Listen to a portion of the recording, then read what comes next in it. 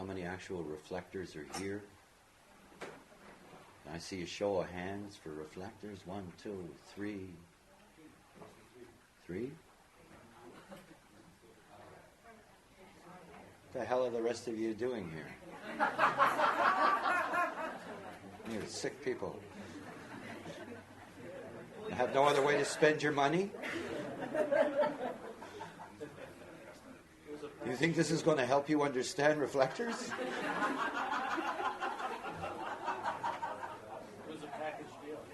That's what it was, right.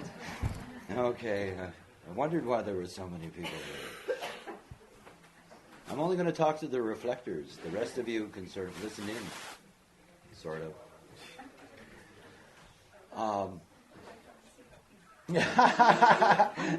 I should put the three of you on display, right?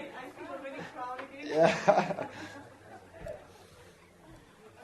You know, I talked yesterday about the fact that I'd sort of given projectors the shaft for many years because I put all my focus on generators.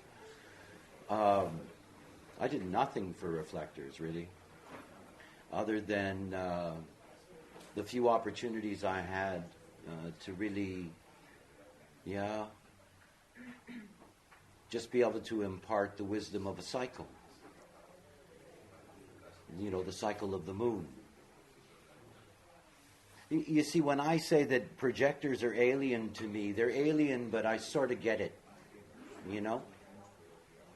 But I realize intrinsically that reflectors are really odd, and they're odd in an extraordinary way. I mean, one of the things that fascinates me about the nature of the reflector is that my assumption is that it is some kind of genetic mutation. They're not like everybody else at all. And I think it's obvious from the moment that you see them, that is, the moment that you see their design. Because, in fact, when you're looking at their design, well, you're not looking at anything, are you? I mean, that's the thing that I find so fascinating about the reflector design. You know, you put up 95 reflector designs, and it's like, well, you know, all you see is these hanging gates in whiteness. But you have no life force to grab onto. See, I joke about us non-sacral beings being parasitic. But the reality is that if you're a manifester or a projector, you have an inherent life force at work. That's what a channel is. It's one of the most mysterious things in the knowledge. You know, you look at the inanimate object and it only has the potential of a hanging gate. The 25th gate. That's the inanimate object. Only the potential. You know, what the magician dreams of is being able to connect to the inanimate and bring a life force out of it. Frankenstein, you know? And then you look at a single cell. And the moment you look at the single cell, you see that, oh, there's a channel. That is the potential of a channel. And we go immediately from the inanimate to the life force. Now that's quite a difference. You know, on the obvious level, when we think about those things, it's very, very, very, very obviously different. The rabbit and the rock. You can tell right away that one is inanimate and one has got the life force. You know? No rocket scientist necessary for this one, right? Inanimate, animate. And then I look at the reflector. Now, it's clear to me, obviously, that the reflector has this potential for the life force, obviously. But if I just try to deconstruct it, you know, if I try to stand back from it and look at it and see, why is this so different? It's because they are the only beings on this planet that take their life force from the totality. I mean, somebody once asked me, what would be my ideal design? Not somebody very clever, by the way, but what the hell? And my answer was no activations at all. I mean, the real reflector, right? No activations at all. No hanging gates. Nada. One with the gods. Eh? The gods have a bad meal, I get gas. Immediate connection to the gods. Perfect.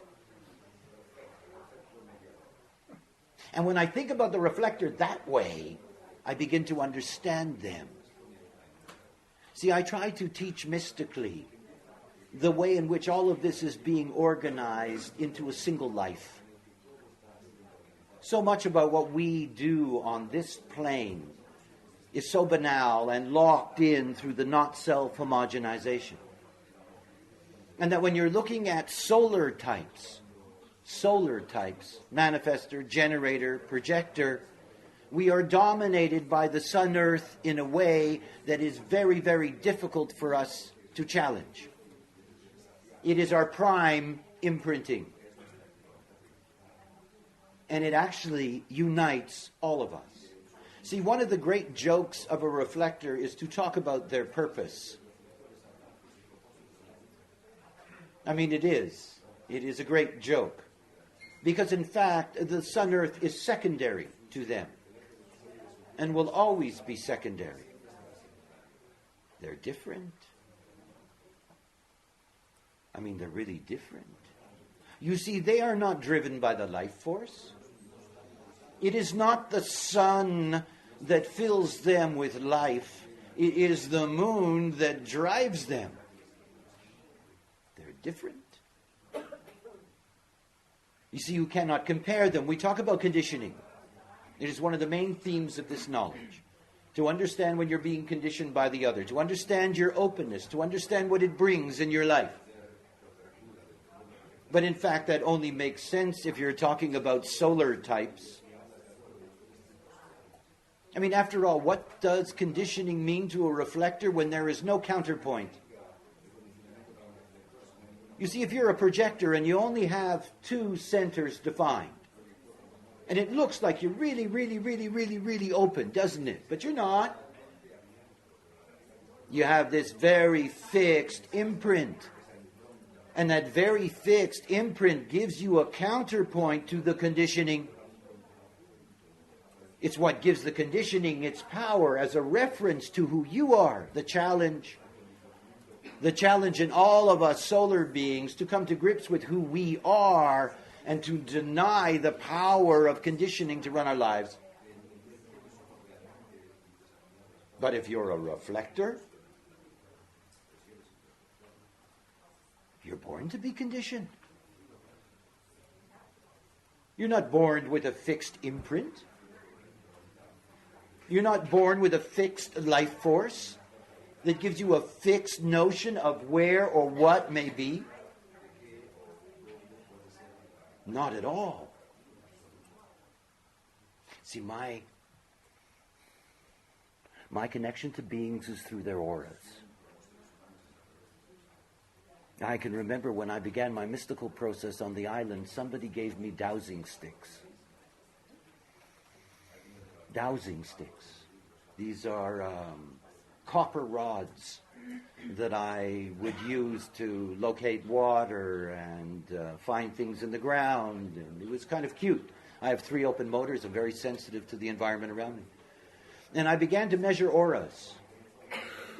I can remember, I think even a Locke would remember, in the very early days of my teaching, when I was still teaching people in my house, every once in a while at the break, I'd take them outside and measure their auras, and, just to see how big their auras were. It's when I discovered that my pets were dangerous. Dogs and cats have enormous auras, almost as big as ours. And it's like, wow, to begin to see in a way that you could see it. Because I could measure it. And it started this very, very long process for me of beginning to see that what I understand intellectually and teach you as type is simply a language for what the aura is. Because it's the aura that tells our story. It's the aura that does the talking. My manifestor aura is very specific. When I meet manifestors, it's so obvious. It's so specific, that aura. You can feel how tight it is. You step into a generator aura, it's so obvious. I mean, for me, This enveloping power of their aura. The projector that zeroes in on you. But the reflector? We had a country home when I was growing up on a little lake in central Quebec. And it was one of these moraines. It was the result of glaciation had moved away, and you had millions of little flat stones. And I can remember as a 6 or 7-year-old how much I loved to stand on the bank of that lake. And I would take those stones in my hand and I would slip them across the surface of the lake. And they would bounce like a UFO, They would never really go into the water. It was fantastic to watch. The water is the reflector. And the stone is all of us. And it never, never, never gets in. It never, ever, ever really gets in. It doesn't. It just slides off. And you see, what we don't understand, that is those that are non-reflector, is that this quote-unquote Teflon aura is an absorbing aura. You slide off, but you do not slide off without being taken in. But you are taken in a way that has nothing to do with the normal way in which we understand conditioning. This process I've gone through over this week about signatures, looking to the other side of the negative theme. Perhaps the one most difficult to grasp is the theme of surprise. This signature of the reflector. What in fact does it actually mean? When I first began to describe the reflector, I described them as the canary in the coal mine. This was the tradition in the coal mines in Wales. After all, mines, you can reach toxic gas pockets. And of course, miners have died from all of that. So they would take canaries in cages down into the mines with them. And the canaries have a very, very sensitive respiratory system. And if the canary drops dead, everybody had a couple of minutes to get out alive. Many, many canaries saved many human beings' lives. And this was my first description of the reflector, to begin to get a sense that they are in some ways guardians of humanity. You see, they do not have a true role. The world is for projectors and generators. It is not for anyone else. This is their world. But it doesn't mean that there isn't a place for the manifester or for the reflector. But it is not our world. It isn't. It is up to generators and projectors where this planet will go, where consciousness will go. But I've learned something about the mystical process. You need signposts. Weathermen. The people who stand by the roadside and say, yes, you're going in the right direction. You need signposts. See, reflectors are that signpost. And their dilemma with conditioning is that they are designed to process the homogenized world. They have to. They're not here to process abnormality. They're here to process the homogenized world like a radar machine. Have you ever seen these pictures, from movies, where they're tracking an object and you have this screen and there's a sort of a glowing line that goes around the screen, and every time it makes a full circle around the screen, there's another blip. These radar screens. Well, this is a reflector. They process, like radar, the environment around them. And that blip is the cycle of the moon. And every time they go around in their process, radaring the sky, if you will, radaring the human environment, what they're looking for is the blip They're looking for something different. They're measuring the level of the consciousness field relative to the homogenized programming. You see, if a reflector is not awake, they are a servant of Big Brother. You see, I guarantee you that most of the reflectors who are part of, let's say, our Western culture, that so many of those reflectors are deeply, deeply conservative. I think it's very rare to find a radical, very rare to find a radical reflector, because that's not their job. You see, their job is to measure how well human beings are fucked up by the homogenized field. That's their job.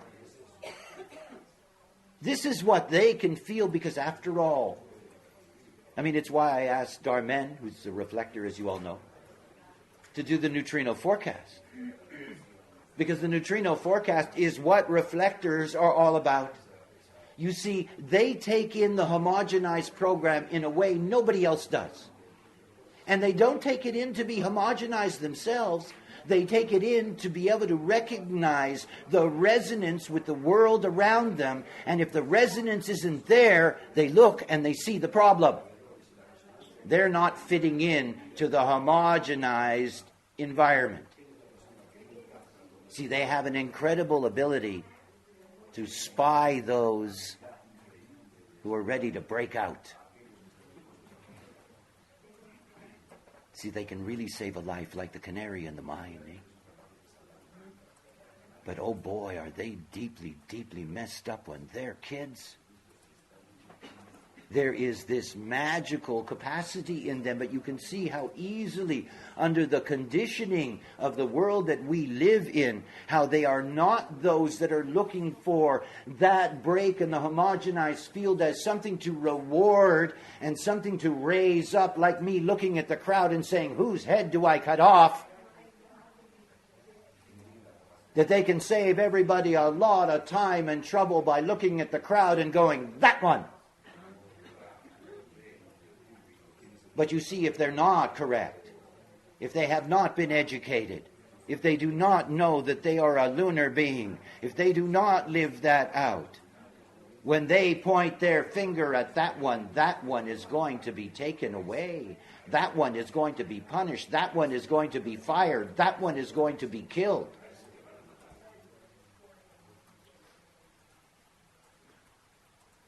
See, the not self can be really something. The moon is a cold, harsh mistress. This is not the warmth of the sun. You know, I honor the huntress goddess. You don't look her in the eye. She kills you. To be driven by the moon is very different than to be driven by the sun and in the earth.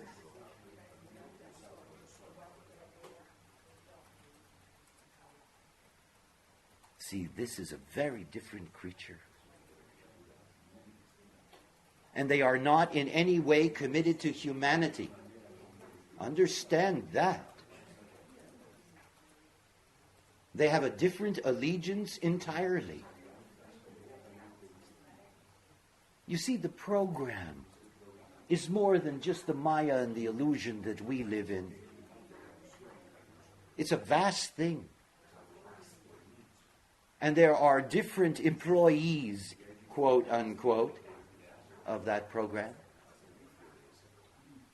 Reflectors, eternally, as long as there has been beings endowed with consciousness in forms like us, reflectors have always been the ones who have been trained and conditioned to hold everybody to the line. They're really good at that. Very, very powerful in that. There's not a lot of them, eh? But there is a lot of them. It's always the joke with numbers and percentages. You know, we look at the reflector, we see, 1%. You know, that's nothing. It's 70 million people. It's 70 million people who were born disappointed. You have no idea what that means. To come out of the womb and you're already disappointed. You know? You see, if the reflector doesn't wake up, they can never escape that. I mean, never get out of that. Never.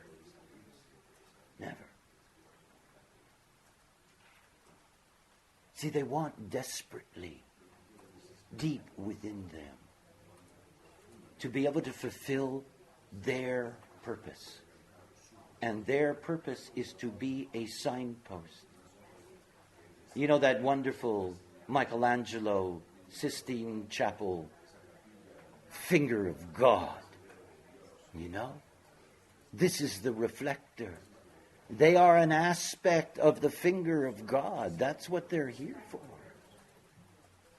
But they tend to be the finger of control, the finger of homogenization, the finger of... And you cannot blame them. They are dependent on the life force that they are a part of. They don't want any problems. They don't. And you see, the not-self reflector is designed to be so uncomfortable with instability, so uncomfortable with those that break the mold, that break the pattern. And they're the only ones that can tell. They take the program in. They live in the community of not-self that lives out the program. And anyone who shows signs of dysfunction, which means trying to break away from the normality and become abnormal, is immediately seen. That one.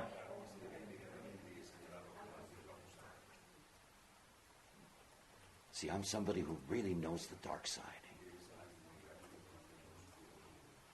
I mean, I know the dark side in the way that nobody else does because I have a lot of light.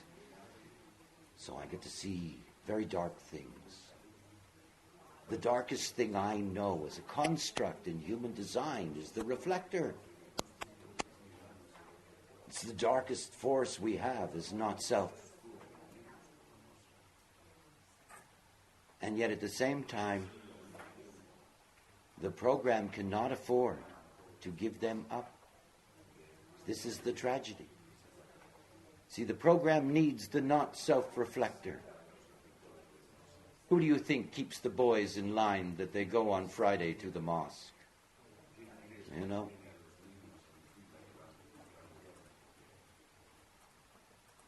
They are organizers of the program. I mean, every time I have a reflector in my life, and this is the first time I've ever discussed this, I always say a kind of silent, private thank you. You know, that there's at least some of them. Not many. Not many. You know, the fractal of reflectors that will be able to help us find those that are ready. You know, this wonderful movie, The Matrix. You know, this ability to be able to recognize somebody that you can pull out of the illusion. Not waste your energy on all those beings that you can't pull out of the illusion. You can't. You can't. Yeah, it's a lunar day. You can't. But you see the correct reflector, the awake reflector. They are truly the ones that can see the roses in the garbage dump. They're the ones that can tell right away who's going to be ready to break the covenant. They can see it. And we need that. This ability to be able to see who's ready, who's waiting. See, my concern about the reflector is that I deeply understand what their role is in maintaining this homogenized world, and I am its enemy.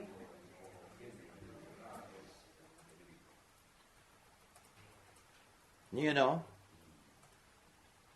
the deepest forces that hold people from abnormality are rooted in the power of the reflector. They have an amazing place in our lives. They do. And for me, the not-self reflector is much more powerful and much more dangerous than the not-self anything else.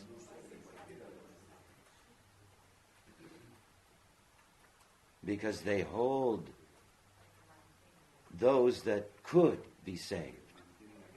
They hold them in the thrall of the program. It's what they do. You see, when I look at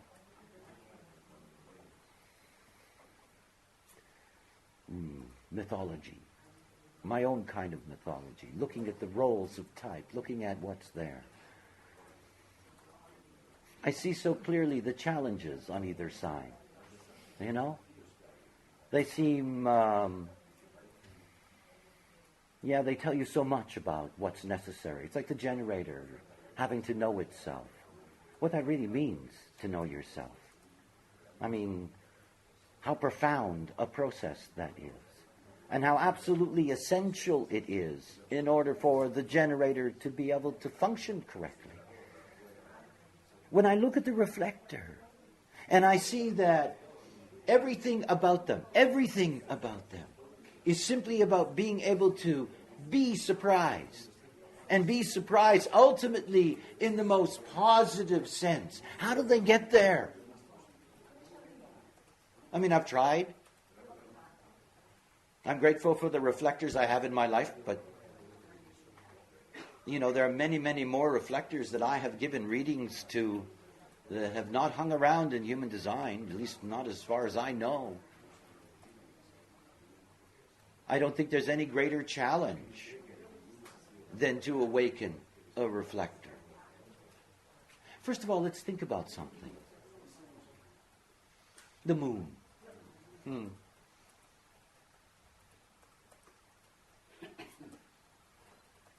know, nothing would exist on this planet without the moon. We forget that. You know, I'm Ra, I'm a sun worshiper. You know, I think the sun's holy. Fill my body with warmth. Bring all those wonderful things out of the ground. Give life to the world. But if you forget about the moon, you're a fool. Because if you take the moon away, it all goes away. It all dies. It's all over. We're all in the thrall of that moon. It's not just the seas that rise and fall. The very liquid in our cells is moved by the waves. We are all very much in the hands of the moon. But only reflectors are locked to that cycle. Locked to it. Like that radar grid going around. This is how they measure every lunar cycle, the 28, 29-day cycle. This is how they measure, like that radar, waiting for a new blip to show up, if there is one. I guess if you really want to understand their dilemma, it begins with their open G center. Because you see, their radar is very specific. You know, they need the consistency of an environment that they can keep on scanning. This is their role, scanning the community, constantly waiting for the blips.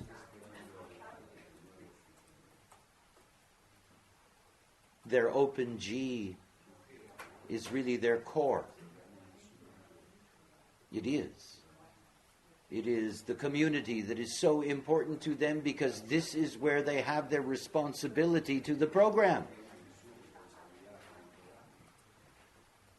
They are servants of the program.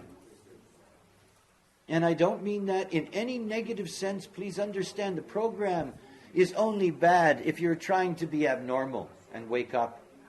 Otherwise, the program's delicious. It is the large, fucked up, normal life that everybody lives. And, they're all doing their thing out there.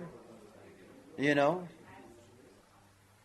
crucifixion day, after all. Hey, I made 2 babies on crucifixion day. It's one of my favorite days. I love Good Friday. Anyway, think about what it's like to be a reflector child.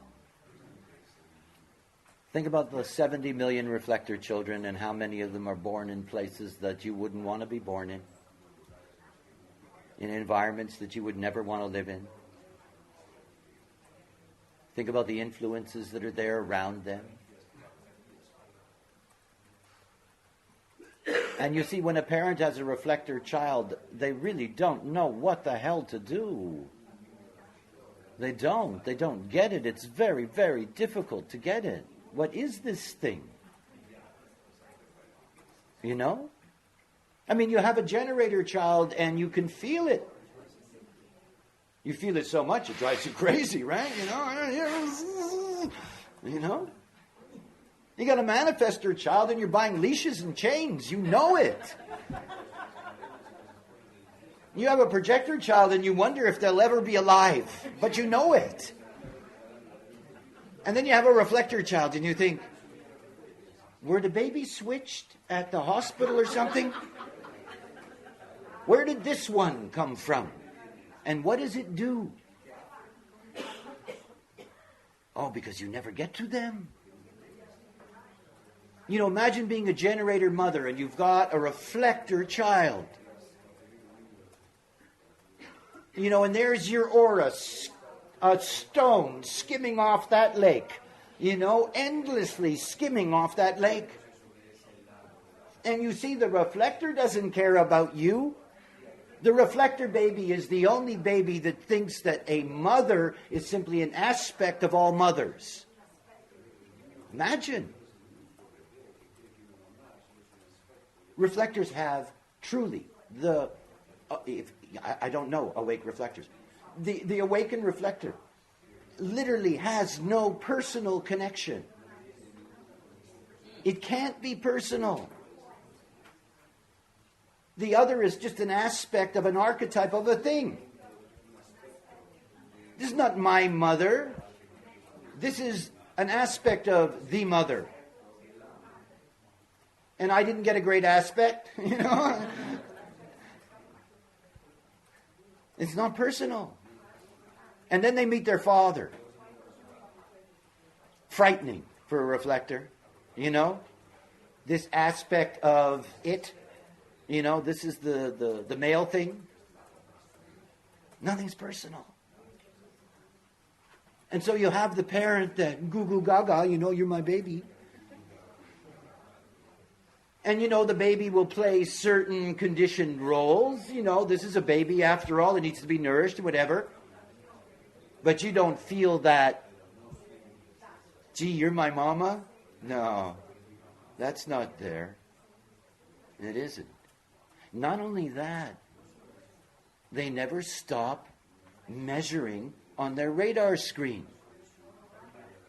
See, with a reflector, you meet a reflector, you got a 28-day grace period. That's it.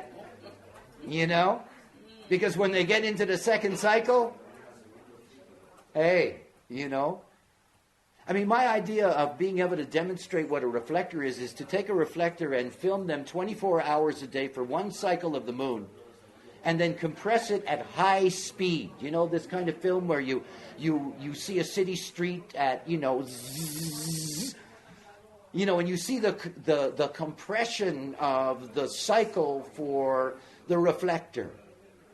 See, this is their cycle. I mean, it is literally the only way in which they can operate correctly. And you see, your relationship to a reflector in that first 28 days means absolutely nothing. First of all, it's not personal for them. It's not. It isn't. For a reflector looking at me, I'm just another aspect of teacher. You know? And they can feel all of that. Because, of course, they take in their Teflon sampling. And, of course, everything in this world says, no, we're sun people, you got to be warm and cuddly and cozy and this and that and blah, blah, blah. And you got to do things like this, and, it goes on and on and on. You got to make up your mind in the moment, and this and that. And then you see what happens to them. They become the enforcers of the program. Big braids on their shoulders. The program is the only way. And are they ever good at pointing out those that will challenge it? It's what scares me about reflectors. And I'm so aware of the fact that we will never really get to them. I mean, the only reflectors that we're ever going to have a chance with are the very few that have powerful fractal lines and the baby reflectors that are raised by aware parents. Because it's an extraordinary gift. I want you to grasp that gift. You see, this is hierarchical knowledge. It is not for everyone. I will not go up on a cross. This is not what it's about. This knowledge is elitist. It's useful for about 0.4% of the world, which is about the same percentage as it's always been. And in order to find those beings out there, the one out of several hundred that's ready, you won't find them without aware reflectors. It's their job. See, I watched my generation kill themselves with unstructured shaman paths. I'm one of them, and I survived. But you see, there was nobody to come into my household when I was a boy and to say, give me this one. This one is different. You give me this one, I will train this one. That's what they used to do. And then I would have had good training. And instead I had to watch friends die on acid trips and people go mad on drugs that they should never have taken and didn't know how to take, and on and on and on. There was no one. We lost that. Those of us, the modern ones, the so-called civilized Western society ones, we didn't have our shaman anymore. We didn't have anyone to point the finger and say, this one, give me this one. So its life is not wasted. That its difference does not become the pain that it has to suffer through in its life. There was nobody there. It is not my job to recognize that. It isn't. It isn't. I'm a messenger. I just deliver a message. I don't care about who hears it. But you see, the reflector, they can actually tell who can hear it. They're the ones, they are the greatest recruiters we have. Because it will become more and more difficult. See, we're already on a cusp of this knowledge where it is becoming very generalized in the sense of its market. There are so many people now that are interested in human design who will never live out this fractal. Never. Never. I mean, just because, a friend of a friend of a friend of a friend gets you to look at something, doesn't mean it's for you. The fact that you may find it interesting or attractive doesn't mean you're going to live out your design. It doesn't. It doesn't. This is not about what you want. This is about what you get. And you see the ability to be able to find those. They're there. They're out there. And it's not that they're out there in some new agey place and just doing the wrong thing. They're caught in the conservative grind. They're caught in the ordinary life. They're caught in institutional, mindless, not self, day-to-day, mundane world. This is where you find them. You find them in the deepest, deepest holes in this not self world of ours. And they're not missionaries. That's not what reflectors are about. They're not. They're spotlight people.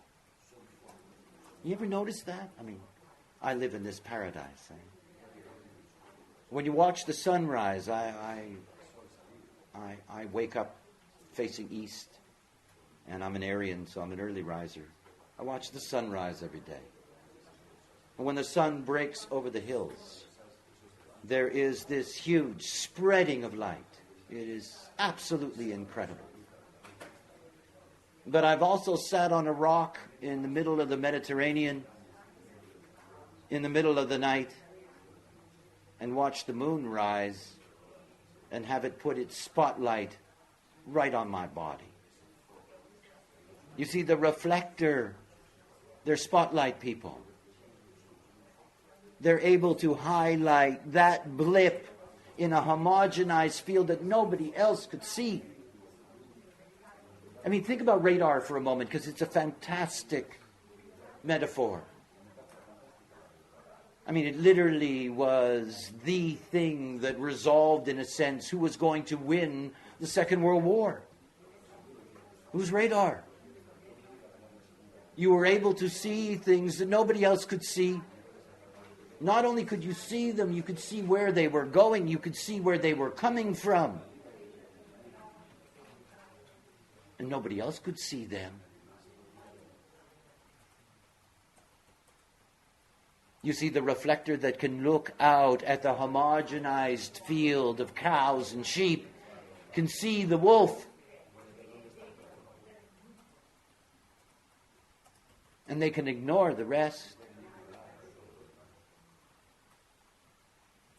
And that's not what we get from them. It isn't. It isn't. You see, when there are forces that will align against me, this knowledge, they will be spearheaded by reflectors. I like to keep my enemies close to me, to know them better. Because, oh boy, do I understand. It's their job to stop abnormality. It's their job to hold the homogenized field together. It's their job. They are serving greater forces than the rest of us. I understand. But I want a few of them, okay? Just a few of them. So we have some on our side. Who can be in competition with the dark side. The dark side says, there they are, kill them. And the good side says, there they are, let's pull them out and make them abnormal. And I'm not kidding for a moment, I mean, not for a moment. It's precisely what they are about. And you must be careful. I mean, I'm aware of that.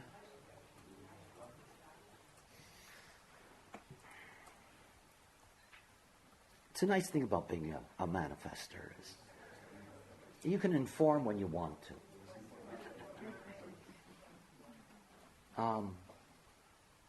There are so many things that I know about type and how these beings are intended to work, the way in which all of this goes along.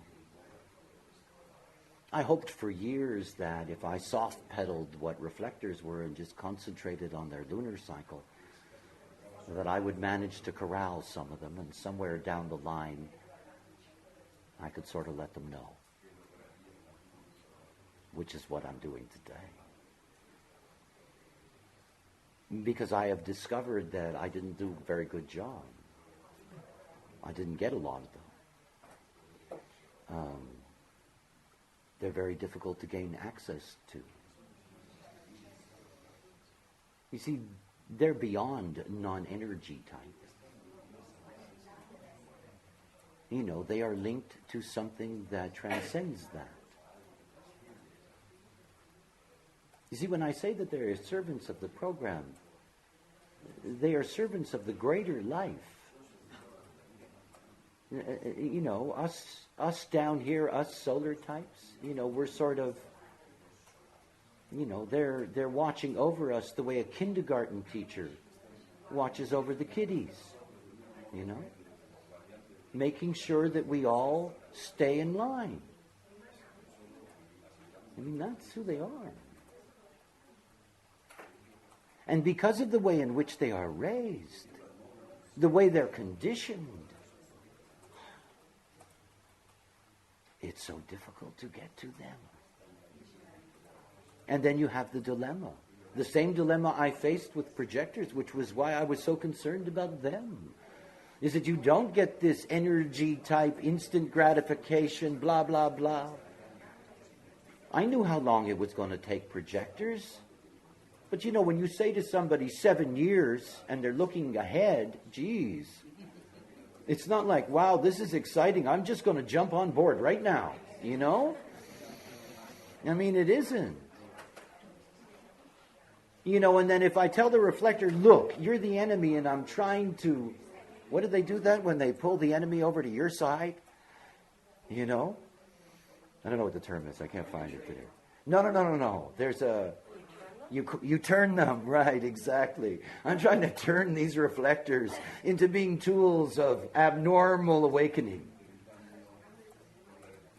What a trip. A number of years ago, I was in Cologne, in Germany. And I was staying at a couple's flat in town. And they had a little reflector boy, and he was 6 years old.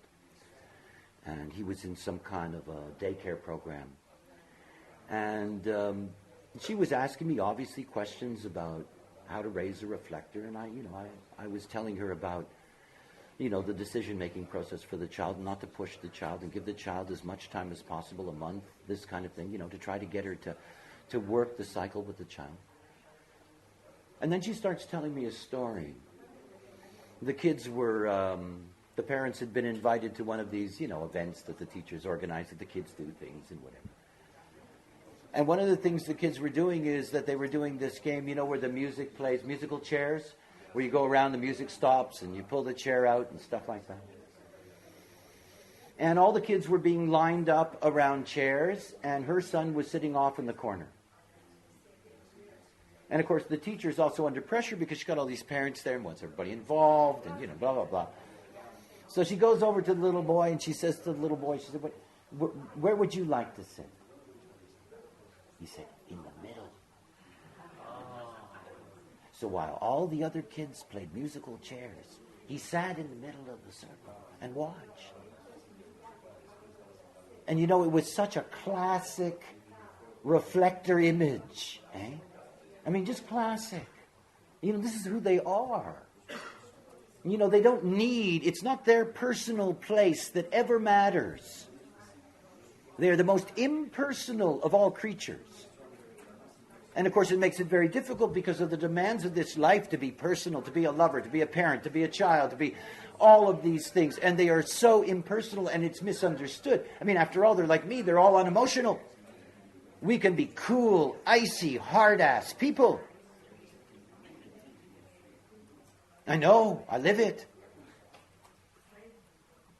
You know, and when you're a reflector on top of that, and you are basically impersonal, where humanity is sort of, you know, your second cousin. You know, it's like, all right, I got to look after them, and you know, these idiots that never stay in line. And how difficult it is to accept that as a parent, that you raise a child impersonally. You know, the best thing to do with a reflector child is the moment you can, get them out of the house. You know, put them into childcare, daycare, people care, dog care, cat care, any kind of care. Put them out in the world. Put them out in their community. They have to be totally absorbed in that. It's how they begin to feel their world. It's the only way that they're going to begin to recognize who they are.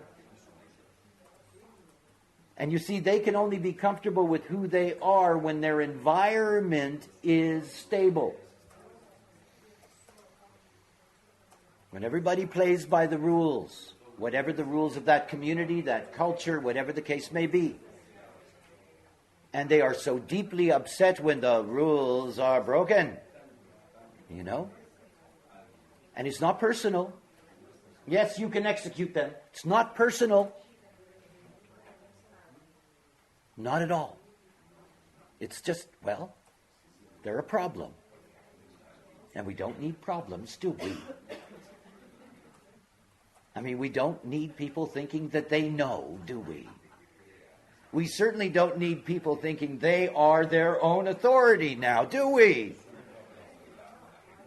The program is the authority. All hail the program. See, when I say that they're the enemy, they're the ones that keep everybody else locked into the not-self. Think about it. This little slice, the driving force, keep everybody in line. There has never, ever, ever been an attempt of any kind to wake up reflectors. Nobody. You check all the literature. You know, you can read in ancient literature a grasping of generators and manifestors and projectors. You can actually see and smell it. They don't have the same language, obviously. But there is nothing anywhere about the reflector. It's only now. I mean, this is why we live in such a time that is so extraordinary. Because it is now that on the fractal line there are those, regardless of their type, that there is the opportunity to step out of the program.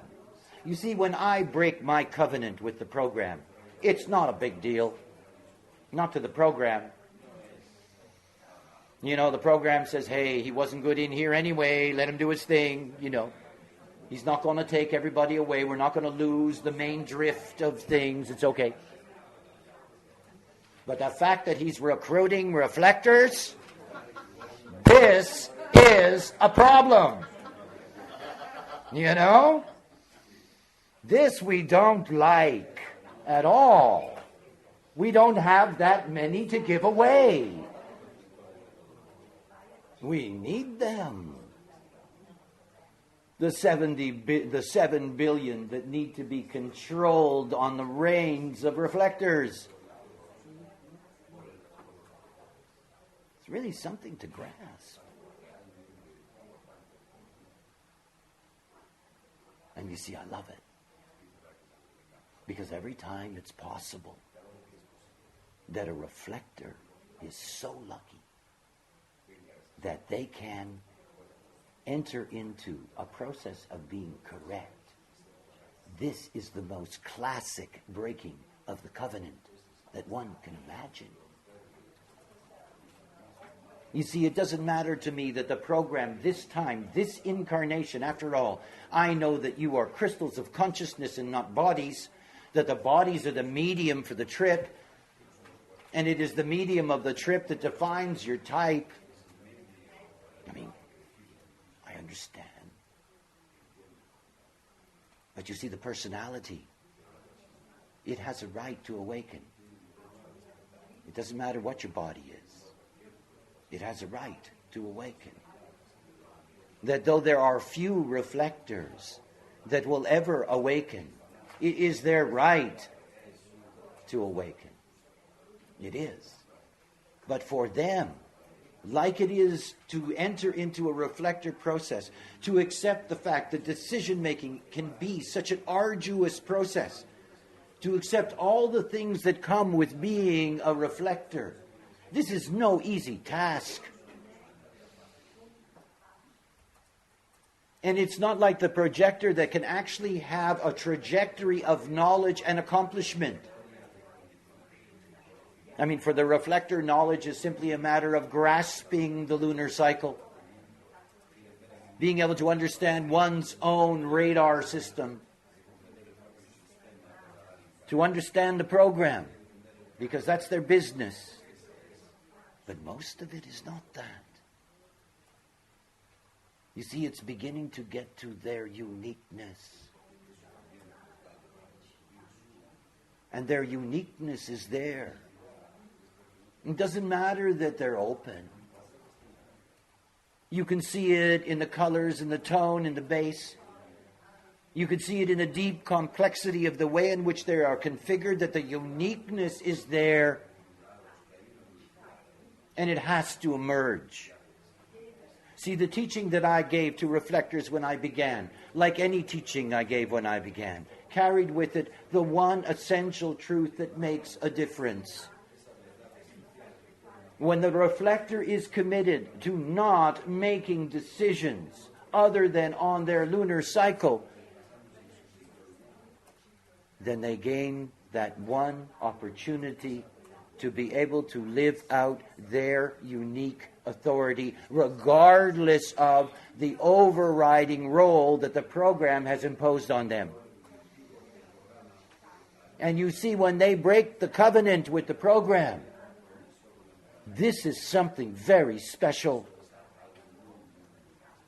You know, this is when the news goes out on the crystal fractal line. Hey, you got a reflector. You know, that's like having a lawyer go to heaven. You know, it's a miracle. It's a miracle. We got another one. The man got a reflector. Can you believe that? And of course, on the other side, they're saying, that son of a bitch sold out. I mean, how does a reflector do that? How do they turn their back on us? You know, I mean, reflectors can be so deeply punished for that. I mean, deeply. They have a very, very extraordinary role. And it's such a deep process to get them to a place where they can live that out. And nobody can help. You know,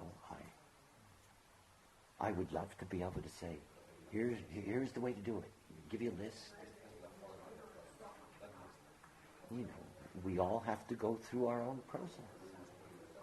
It's the only way that it works. And you have to be deeply, deeply dedicated as a reflector. Because there is no other way. And it's very, very lonely. There is no other way. And it takes a lot of time. I mean, a lot of time. They work on a different calendar. You know? It's a different life for them. And it's their own.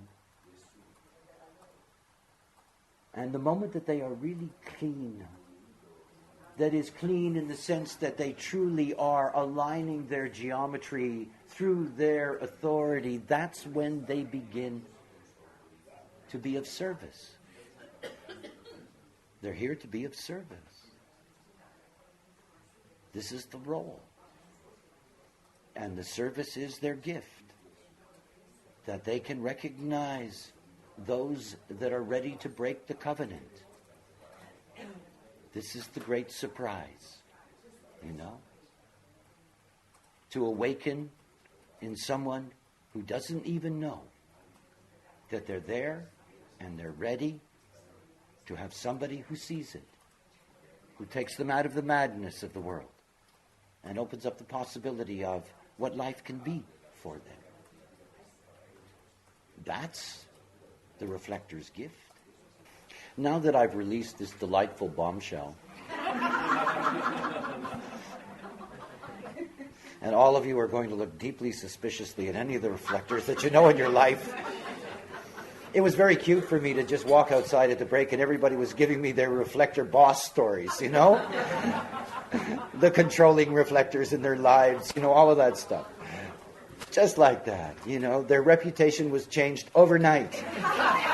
Overnight, you know, everybody used to ignore them. Now it's like, is there a reflector in the room? You know, are they watching? You know, this is the great cosmic CIA. I mean, after all, you know, so I'm glad that I have been able to raise the image of the frequency of reflector. I've made up for years and years and years of not telling them the truth. They'll probably hold it against me at some point, but nonetheless, what to do? I think it's time that it's why I'm doing this today. I've been thinking about this for over a year now.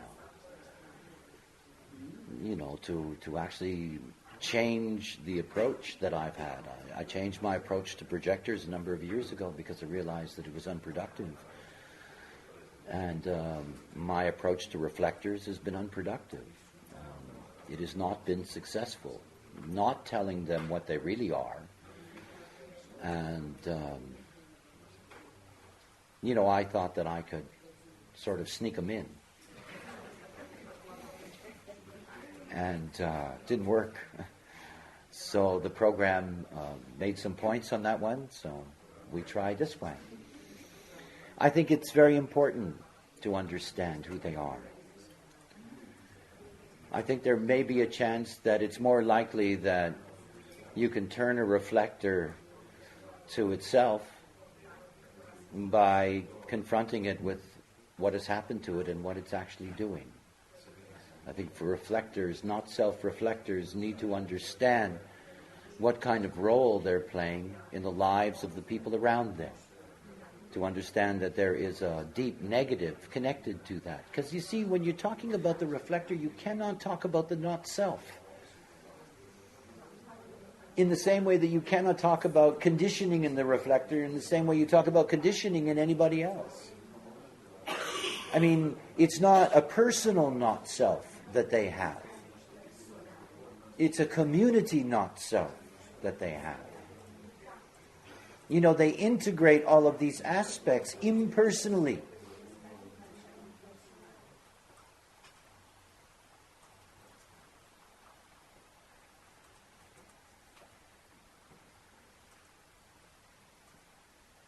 This cycle, it's the only place you can begin. It was when I was given the knowledge and I was explained how all of these things work. It was the one that I thought would be the absolutely most difficult to implement. You know, I could already see the dilemma of the projector that wouldn't be able to get instant gratification.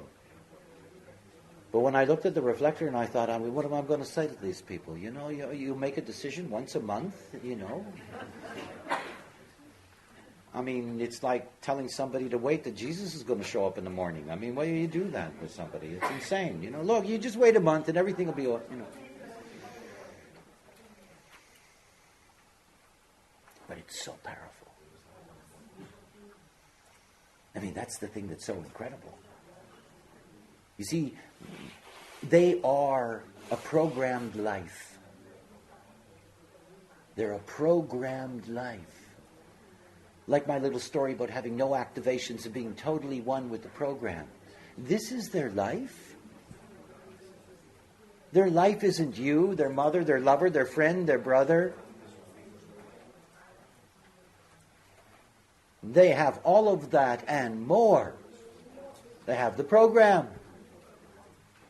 I mean, one of the things that makes the not-self-reflector so dangerous is that They are the enforcers of most of the religions on the planet. Because they know in themselves that they are connected to something grand. You know? They are the pure servants of the program, and in the culture or civilization they belong to, that becomes translated into relative spirituality. I am a pillar of God's righteousness on this planet. I bow down and serve. See, they are one with the program. I mean, they are one with the consciousness field. Nobody else is. Yeah, they have their little unique take on it. But this is what they're about. And the only thing that gives them an opportunity to differentiate from another reflector is the circumstance of their geometry. I mean, think about what that means for a reflector to make a decision. You know, I mean, I try to deal as correctly as I can with reflectors in my life. If there's something that I'm interested in terms of my relationship with them, I will set it up and wait. You know, because I know that they have to go through this process. But you see, that moment of me and the reflector together is a moment in time and space. It is a movement, and it is a movement in which, as we fly in space, we meet each other in that moment. I mean, that's all it is. And then the reflector has to go through this journey. It's a journey. See, we think of time in an odd way. You know, morning to night. I think of time as movement. It's always movement. You see, for me, the reflector waiting out the cycle of the moon is like the emotional person waiting out their wave. There is all this information that is building in order to get to that place of clarity. And the thing to grasp about the reflector is that only in that geometry of the moment, it's that moment that establishes their unique potential. Otherwise, it doesn't exist. A reflector in a vacuum is dead. There is no life. They're not born for caves. They're here to interact with their community. And you see, the moment that something is presented to a reflector is actually a moment in time. It is a movement. It is a place that is unique. It is basic physics. No two objects can occupy the same place at the same time. And it's the unique start of that process that's their magic. It is the only thing that differentiates them. Nothing else. You see, decision-making for all of us is the holy grail of correctness. It is what we all seek, to make decisions correctly so that we can emerge as ourselves under our unique authority's guidance. That unique authority for the reflector can only emerge out of those moments of initiation, and it's those moments of initiation that establish a unique movement and reference point. From that point, you wait the cycle. From that point, no other point. It's what makes them different. You see, when I began to work with trying to educate the various types to their nature, when I dealt with reflector, and again, reflector, you know, I would do a 60-minute introduction and they'd get 5 minutes. You know, I do classes on type and they'd get a few minutes at the end, you know. And all I would put in there, all I could put in there for them was understanding this cycle. But it's everything. You see, it's the only way that they can begin to separate themselves from the program itself. It is the beginning of breaking the covenant, as it is for any of us who begin to make decisions correctly. Any of us. The difference is where I caution a projector that the other is the most important thing that they're ever going to have to think about, because it's the other that makes all the difference in their life. That a reflector can be surrounded by the Mormon Tabernacle Choir and it won't make a goddamn difference to their process. They don't have to worry about the other while they're going through their lunar cycle. It's all Teflon. But only when they are on that unique decision-making track do they define their own direction in this life.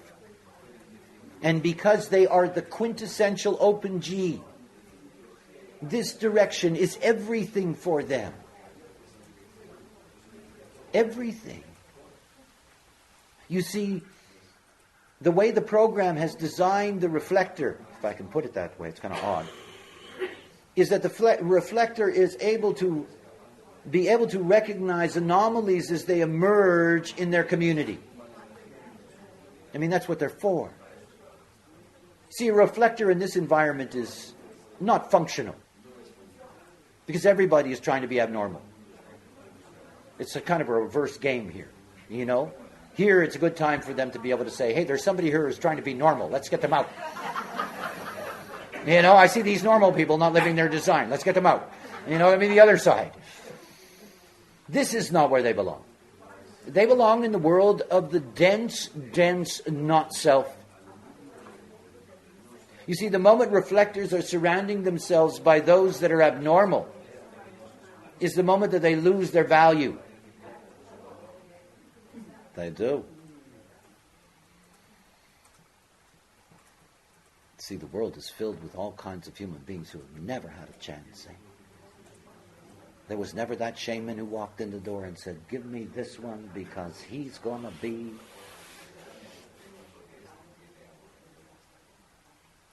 This is what we need. Because they're all out there. They're just waiting. Nobody can see them. Nobody's got the radar for it except the reflector. They're the only ones that can sense it. And they can't get to that place until they are absolutely correct in the way in which they move. And you can tell that they are the deepest non-energy type because it takes them a month to get their engine going, if I could put it that way. You know, it's a slow build-up process relative to us that are fast. But all of this is for the perfect alignment of their movement in space. Oh, what that means, to be in the right place.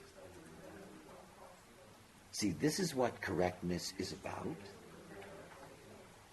See, when you honor your strategy and authority, what you get is that your vehicle, being guided by the vehicular intelligence, that the vehicle aligns you to your geometry. It just does. Your personality may not see where you've been taken, but you are in the right place. You are in the right movement. And it's only in that movement, in that correctness, that you end up where you belong.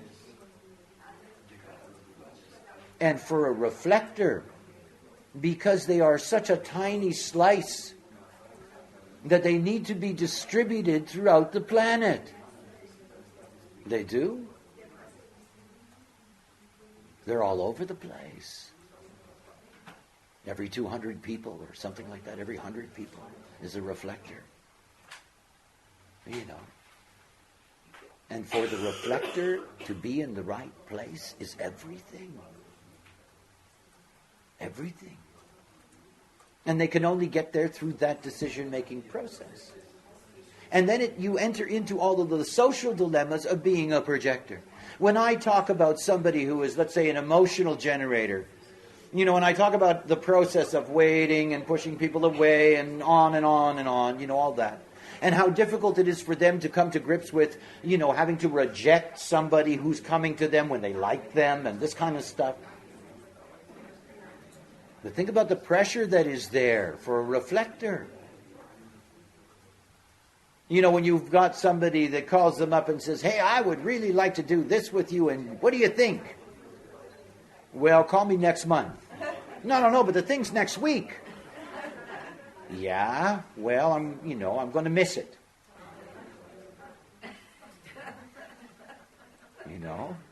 It's not necessarily a comfortable thing to deal with the other in that way.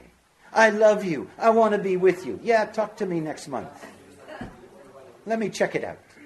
I put it on my radar screen and see if that's all okay. We don't get that. The Brahmins, the Hindu Brahmins, they really got it, eh? They're moon freaks. Eh? I mean, if the Arabs were star freaks and the Babylonians were planet freaks, the Brahmins, they were moon freaks. The moon was everything for them. The phases of the moon, they have all of these things, blah, blah, blah. I'm supposed to be wise, by the way, because I'm in the last phase of the moon. They have all this stuff. They knew. More than that, they understood something very specific. For me, one of the deepest things that I've learned from the East is to understand the importance of the nodes of the moon. Because after all, the nodes are a trajectory of the moon. You cannot separate the moon from the nodes. And as we know, the nodes are about seeing, they're about movement, they're about our line, our geometry in this life. You see, reflectors are the eyes of the world. That's what they are. They are the ones that can see the whole thing. They're not good at trees, they're great at forests. And they can tell right away when something's wrong in the forest. This is what they are. I mean, when you look at it from its exalted perspective, it's a delight.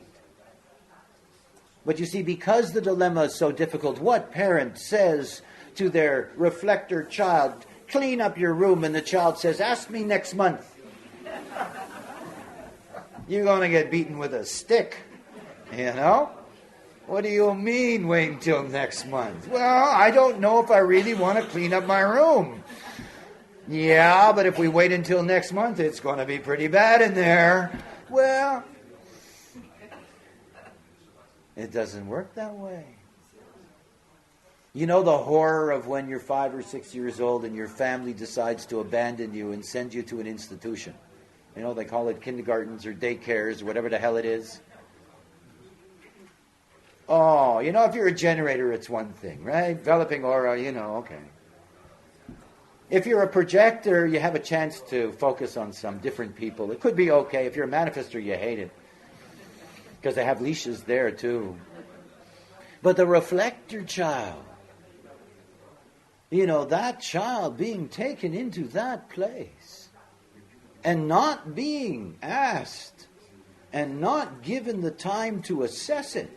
See, if you have a reflector child and you want to take that child to a school, you take that child to the school for a couple of days. Only a couple of days. You let them taste it. And then you take them out and you wait a month. And then you ask them, would you like to go to that school? What parent is ready to do that? They don't know any better. It's not like it's their fault. But when you think about what it is to raise a reflector, what kind of awareness is necessary. I mean, I joked before about my reflector recruiting process. The truth is, I know that the best shot we have with reflectors are reflector babies with aware parents who will finally give them the respect they deserve, and so they should. I mean, now that you understand what they're here for, you can understand that it's a beautiful thing to raise one correctly. It really is. And to recognize how difficult it is for the unaware parent to raise their reflector child. They don't get it. They don't know how to work at that level. They don't even know what it means. They don't. They can't reach it. I mean, I thought it was difficult for my mother to have a manifestor son. Because this is such a difficult aura. But to have a reflector child sliding off you, and all you want to do is hold on to them, and you cannot. You know, the psychological relationship of the parent to its reflector child is one full of dilemmas. Because nobody's taught them. They don't understand. Again, this is not about blame. It's about ignorance.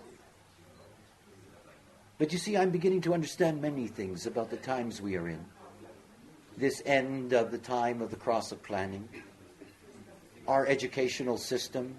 I mean, tomorrow and Sunday, I'm going to be looking at the two kinds of minds that we have. Perhaps one of the most important things that's emerged out of studies in human design. The difference between the left and the right-minded. We are dealing in a time in which there's enormous changes that must take place in the way in which we educate our young. And that means that is not something, because this is not messianic, it is not something where you can wait for this to become institutionalized. It will not be institutionalized. The cross of planning is coming to an end. This is about parents understanding how to raise their children. About people understanding how to help parents guide their children to their correctness. The education and raising of a reflector is something totally, totally different. Totally different. See, a reflector needs to grasp one thing at a time. Think about that. It's a 30-day process, or whatever. I'm just rounding off the numbers. One thing at a time. This is how they master anything. It's why the beauty of that decision and its timetable. One thing at a time. And you see, they are able to process one thing in a way that nobody else can. They process it through this enormous movement in space. We travel at 425,000 kilometers an hour in space. Think about that. That's our relative speed moving around the galaxy. 425,000 kilometers an hour, and it takes them 30 days. You know how far we've moved? I mean, you cannot even imagine that distance. Millions and millions and millions of kilometers in space. And that movement in space is all new information pouring through. And as they move through their process, they are guided by the moon. They're guided by the moon. Any reflector that wants to have a Bible should look at the ancient writings on lunar phases. It's profound. It is something to grasp. Each movement of the moon is unique and special because it too takes place in a different time and space. And for the reflector, it is the moon and the way it filters the neutrino stream that defines it. Each phase carries its own formula for grasping. No one is deeper. No one can assess an environment more profoundly than a reflector. Nobody can deal with a decision with greater depth than a reflector. But the time, you have to take the time. See, in the decision-making sense, generators have the slowest life. And reflectors have the fastest life. You know? I mean, a reflector gets to make a decision every lunar cycle. By the way, whether they notice that or not, I mean, they're on an endless cycle. And it compresses their life. It does. You know, what it takes me a millisecond to decide takes them nearly 30 days.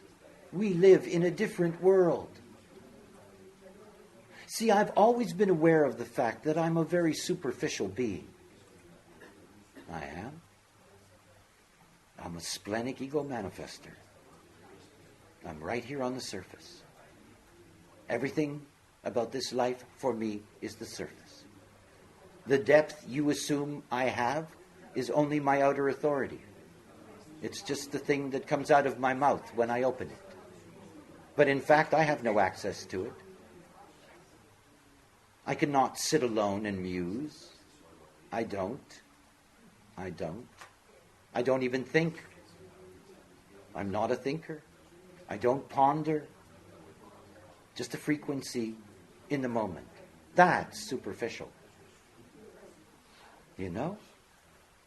I mean, I don't mind being the stone glancing off the side of the reflector.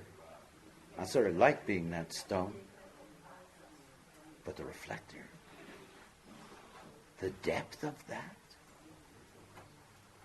not only the depth, you see, we think if you take somebody who's emotional and you say, yes, they got depth in terms of going through their wave, but it's always the same them.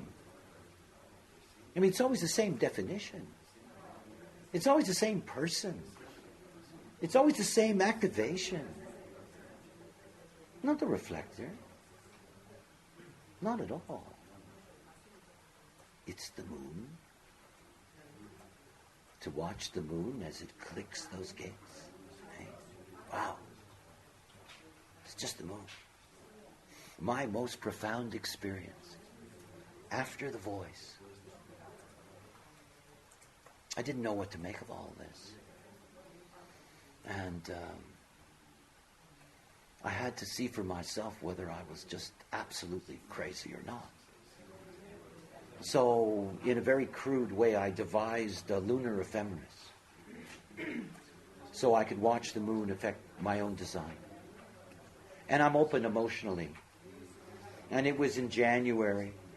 And in January and February, there were all these perfect placements of the planets. The moon, the sun, and Mercury were all about to go through gates that were either going to activate my solar plex system.